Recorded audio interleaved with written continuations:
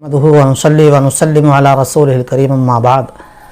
ایک سوال بار بار کئی روز سے آ رہا ہے کہ جی عید کی نماز جو ہے وہ کیسے ہوگی عید الاضحیٰ کی، اور اگر نماز نہیں پڑھی عید الاضحیٰ کی تو پھر قربانی نہیں ہونے کی ہوگی، کیسے ہوگا؟ تو دیکھیے اس سلسلے میں یہ بات سمجھنی چاہیے کہ قربانی کا معاملہ جہاں تک ہے، اگر پورے شہر میں ایک جگہ بھی کہیں نماز ہو گئی تو اس کے بعد پورے شہر میں قربانی کرنا درست ہے، چاہے قربانی کرنے والے نے نماز پڑھی ہو یا نہ پڑھی ہو، اس سے قربانی میں کوئی فرق نہیں آئے گا۔ اس لیے اس سے بے فکر رہیں، کسی طرح کی اس میں کوئی خرابی نہیں ہے۔ پورے شہر میں کہیں بھی ایک جگہ نماز ہو جائے گی تو قربانی کا کرنا درست ہے۔ اور جن گاؤں دیہاتوں میں عید کی نماز نہیں ہے واجب، تو وہاں تو کوئی مسئلہ ہی نہیں، عید الاضحیٰ کے دن 10 تاریخ کو چاند کی صبح صادق کے بعد ہی قربانی کرنا درست ہے، کیونکہ ان پر نماز پڑھنا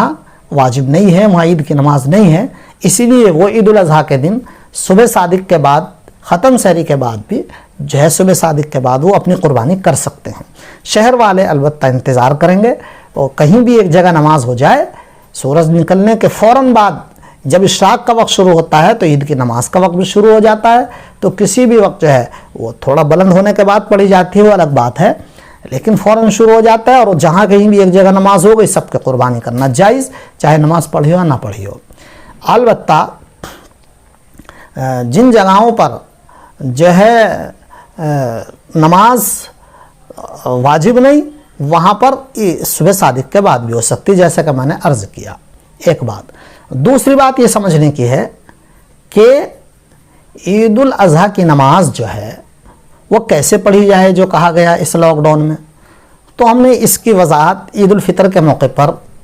کر دی تھی۔ جو سوالات آئے تھے کہ لاک ڈاؤن میں اور عیدین کی نماز، اس طرح سے اس کا عنوان ہے، تو آپ ہمارے چینل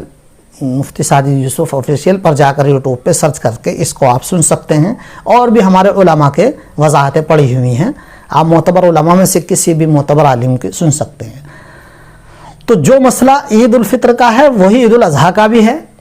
کہ اگر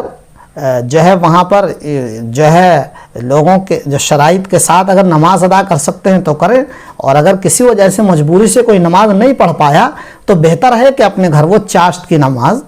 2 رکعت نفل یا 4 رکعت نفل پڑھ لے، لیکن وہ عید کی نماز کا بدل نہیں ہے، لیکن پڑھ لے، اس کے لیے مستحب ہے، بہتر ہے۔ لیکن قربانی کے لیے نماز شرط نہیں ہے، کہیں بھی ایک جگہ نماز ہو گئی تو قربانی ہو جائے گی۔ تو اس لیے اگر کوئی عید کی نماز نہ پڑھ سکے تو وہ عید الفطر میں جیسے بتایا گیا تھا عید الاضحیٰ میں بھی جو ہے وہ 2-4 رکعت نفل پڑھ لے تو اس کے لیے بہتر ہے۔ ایک بات جو ہے یہ سمجھ لینی چاہیے کہ عید الاضحیٰ میں اور عید الفطر میں ایک فرق ہے، جو میں نے اس کلپ میں بھی بیان کیا تھا عید الفطر کے موقع پر، کہ جیسے عید کی نماز اگر عیدگاہ جا رہے ہیں تو تکبیر زور سے کہتے ہوئے جانا عید الاضحیٰ میں، عید الفطر میں آہستہ کہنا تھا، آتے ہوئے بھی زور سے کہتے ہوئے جانا، ایک راستے سے جانا دوسرے راستے سے آنا، اور جو ہے تکبیر کو بار بار پڑھنا، عید کی نماز کے بعد بھی ایک بار تکبیر کو پڑھنا، اور اسی طرح سے جو ہے سوے اچھے کپڑے پہننا، اچھے جو ہے غسل وغیرہ کرنا، مسواک کرنا، خوشبو کرنا، لگانا، غسل کرنا عید کی نماز سے پہلے، اپنے بال جو اور قربانی کرنے، پھر نماز کے بعد پھر قربانی کرنا، اور قربانی کرنے کے بعد پھر اپنے ناخن اور بال وغیرہ کاٹ دینا، یہ ایک ترتیب ہے۔ اس ترتیب سے ہم عید الاضحیٰ منائیں، اور جو ہے اپنا غریبوں کو، ضرورت مندوں کا خیال رکھیں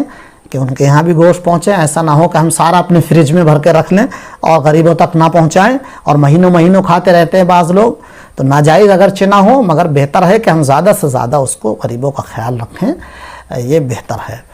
اللہ رب العزت ہم سب کو سنت رسول صلی اللہ علیہ وسلم کے مطابق عمل کی توفیق عطا فرمائے، آمین۔ وآخر دعوانا الحمدللہ رب العالمین۔